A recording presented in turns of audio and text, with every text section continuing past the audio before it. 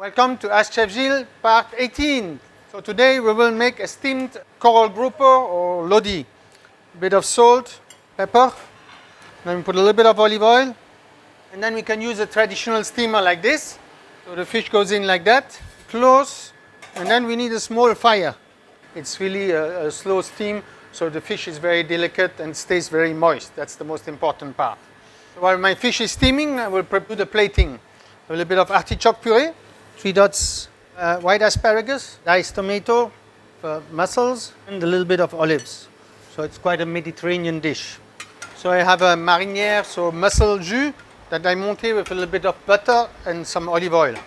And then we finish with a little bit of lemon juice. Then I will blend my sauce. Nice foamy jus. Got some red vein sorrel, edible flowers just for the color. Perfect. So you can see my fork very easy to go in. Yes. That will mean my fish is cooked.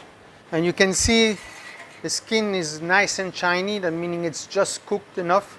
It's not dry. That's what we're looking for. And then we put it on the top like that. And ready to serve. Steamed coral grouper with artichoke puree, a marinière sauce, and some white asparagus.